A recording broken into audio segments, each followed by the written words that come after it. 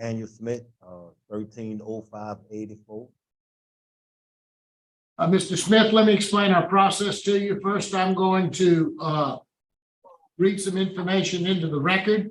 And at the appropriate time, we will allow the participants who've indicated a willingness to speak to have their input.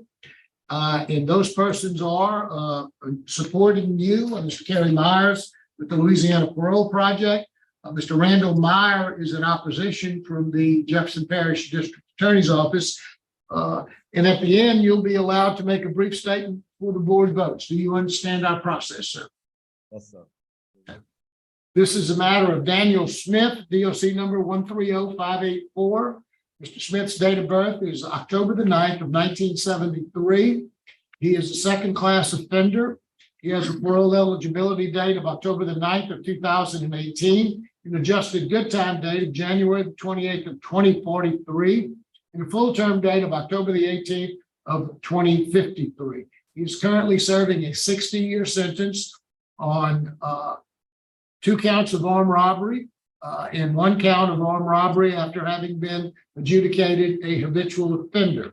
The sentencings were on May the 28th of 1993, as well as February the 7th of 1994 and June the 14th of 1994. Mr. Smith, does that sound basically correct to you? Yes, sir.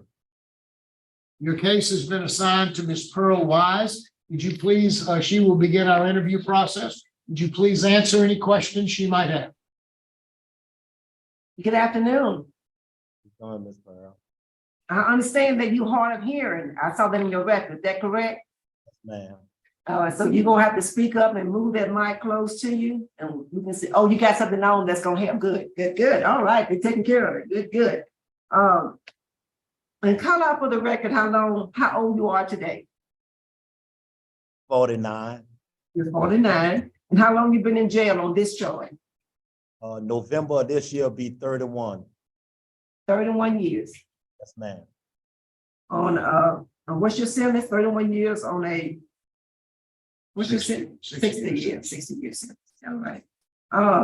Do you remember when you first got arrested? Yes, ma'am. How old were you? Just turned 19. No, I'm talking about as a juvenile. I'm talking about first got arrested. 16. Nope, you was about 14. Well, because you hadn't had your birthday yet, July 16th of 1988 for a simple burglary. That's what the record shows. I don't remember that. Yeah. And then it wasn't charged. Then you got arrested August of 88, then September of 88, October of 88, November of 88, got into drugs. It was for damage to property, criminal charge. Civil criminal damage to property, possession of a stolen auto. You don't remember none of that as a juvenile? Semi, not too. I understand. Not too much. Yeah, I just wanted to just kind of bring you into perspective there, how long you've been in and out and fooling with crimes. Are you done?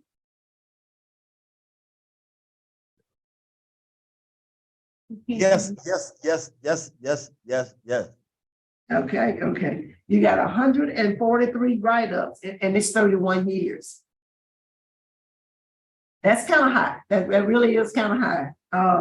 Your last write-up, tell us about them. August of 21. You had a 3 and a 5. You remember what happened? Yes. As I explained to the warden yesterday, I had made trustee in Angola, and I had been on the job for like 3 years, 4 years, and me and my boss ladies had got to develop a communication to where we was playful. And this morning here, security had walked down on us playing, and everybody got rolled up. Oh, okay. And you only have 75 days of programs. Why you don't have more programs?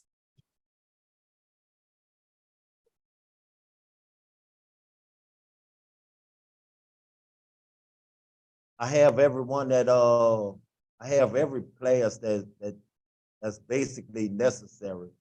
Oh, okay, okay. I don't know if Yeah, because usually, you can get up to 300 days of programs. It's kind of something that I look at. You do have a lot of certificates for other things, but so you feel like you've taken everything you need to take? That's what you're telling me? yes, ma'am. You did have living in balance in 2019. Yeah, thank you for a change. I do see that. Wise. Ms. Wise, Yes, sir. this is goes with record. He wasn't eligible for any kind of good time before 2017, 11/1/17. So it's only going to reflect the 75 days from. I cannot hear you. Go I'm ahead and sorry, I tell me. cannot hear you. You're breaking out. He was only eligible for CCRP credits after 11/1/17, after the law. Gotcha. So, Okay, only going to reflect what he had after. okay. All right, thank you for explaining that. Okay, because that's your little fun. All right, and this, you had a hearing in March 12th of 2019. You had 2 grants and 1 denied. You remember that? Yes, ma'am. Okay. So, we like to look at how you've been doing since your last hearing. And that's why that write-up is, is rather concerning. You're currently enrolled in victim impact, is that correct? Yes, ma'am. How's it going? I'm learning Going good? a lot. You're learning a lot. I'm glad to hear that. And I do want, and this is something that's concerning for me. You were on supervision for an armed robbery when you committed this armed robbery. You got put on supervision 10/10 of 92, and then you got revoked May 18th of 93. So you didn't do well on supervision. And that's concerning for me. Tell me what you're going to do different. If you're on supervision this time, what you going to do different? Oh, I'm gonna work this time. This time I'm as wise. I'm 49. I'm not 19 anymore, and I have a different mind state. I have, I understand responsibilities now. I understand freedom. I understand that, as a man, you have certain aspects in life that I learned patience. I understand self-discipline now. I'm not the same 19-year-old. That's good to hear. That's good to hear. That is really good to hear. That's and on your education, how have you coming on your GED? I got my GED in Louisiana Penitentiary in 2002. In 2000, okay, good. I feel like I saw that, but I wasn't sure. And I do want to state for the record that you did get a letter of commendation for CPR 11/22 of 2012.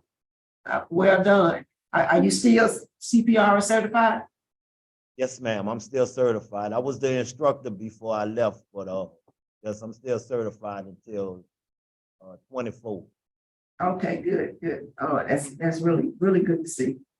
And that shows that you're starting to care about people.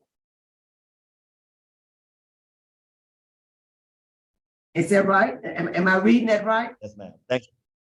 Yes, ma'am. I think I saved a life at that time. So that's what the recommendation came from. Yes, ma'am. You say you think you did. Yeah, I saved a life. The accommodation didn't say whether you did or didn't. I didn't want to ask, but okay. Okay. He was alive. No, right. Good. Because sometimes, you can do all that and they don't make it. So that's why I didn't want to talk about it. Now, you were on the working cell block in 2015. So I just want to state this for the record. So you hadn't had any write-up since 2015 besides that one in 2021. So you had demonstrated a great deal of improvement in terms of your write-ups. You do have law enforcement opposition. There's nothing you can do about that.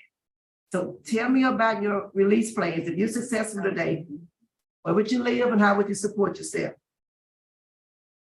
I'm basically requesting to go to a transition house upon my release. But after the transition house, I have my sister's address in Fort Worth, Texas. I also have a associate of mine who has a trucking company, Around the Clock Trucking, who already has it assigned for me to go back to school from 0 to 9 months with experience and get my CDL. Once I get my CDL, he'll put me on out of state. Told me I have the choice between in-state or out of state. He chose out of state because I wouldn't have to deal with the red lights and the traffic. So once I come out of school, I'll get my CDL. Once I get my CDL, I'll be on that highway, Ms. Wise. And you're thinking about moving to Dallas, right? Going with your sister in Fort Worth after you get through the transition house. Yes, ma'am. Okay, so there was some time you were in Arkansas. What was that about? You lived in Arkansas? Yes, ma'am. What was that about? When did you live in, when did you live in Arkansas? I never lived in Arkansas. Okay, okay, what I was seeing. All righty, that's all I got to ask of you. Warden, what can you share with us about this, Mr. Smith? Well, I mean, my only recommendation, Ms. Wise, on Daniel is that I'd like to see him complete the victim impact work he's in right now. Okay. Thank you, Warden. Thank you, Warden. Now let's hear from Mr. Kerry Myers with the Louisiana Parole Project. Yes, good afternoon. Kerry Myers with Louisiana Parole Project. We want to just let the board know that we're here to provide transitional services to Mr. Smith. We were actually aware of Mr. Smith, but one of our board members actually contacted us and asked us to support Mr. Smith after looking at his record, after looking at his programming, and looking at his long-term transitional plan. We thought Mr. Smith would be an excellent candidate for our transition program. We want to be able to provide him the services that he's going to need after 31 years of incarceration, and prepare him for that next step when he does move out of state. So he will get the full advantage of our case management, of the programming, the technology, the financial literacy, social norms. He'll have his evaluations by our social worker. He'll have the coaching of a mentor who will help him through each step of this transition. So based on the totality of this plan, we'd ask that you grant Mr. Smith today. Thank you, Mr. Myers. So Mr. Randall Meyer with the, we'll now hear from the opposition. Mr. Randall Meyer with the Jefferson Parish District Attorney's Office. Good afternoon, Randall Meyer, Assistant DA in Jefferson Parish. And we're opposed to Mr. Smith. He has a very violent criminal history. He's currently incarcerated for 5 separate armed robberies that occurred when he was on good time. And what really concerns me is the 143 disciplinary reports that he's had following the last hearing. One of the reasons for his denial was prior disciplinary reports, and he had another one after that. 2019 was the prior hearing because of multiple disciplinary reports, and he had one in 2021. I'm concerned with the limited programming he has had since 2019. I understand he couldn't get programming early on because of his sentence, but since 2019, he's not taking anything, so for the last 4 years.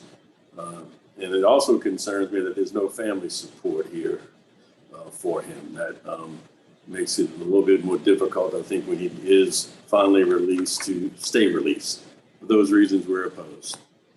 Thank you, Mr. Meyer.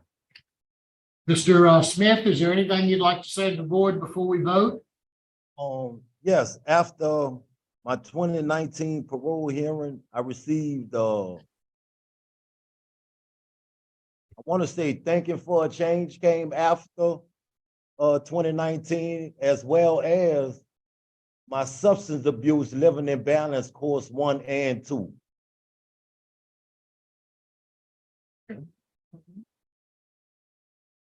Is there anything, any other statement you'd like to make before to the board, before the board votes? Yes, I'd just like the board to know and understand that, you know, within these 31 years, I've grown. You know, it's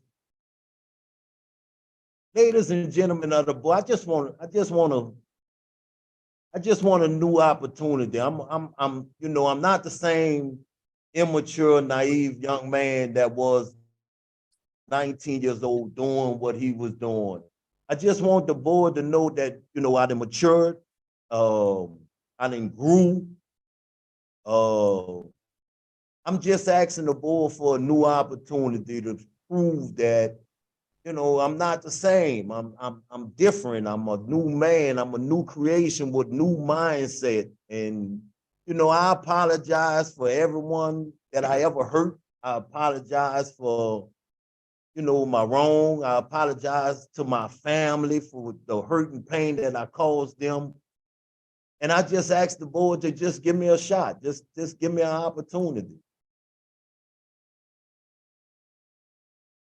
Thank you, Mr. Smith. We appreciate your comments.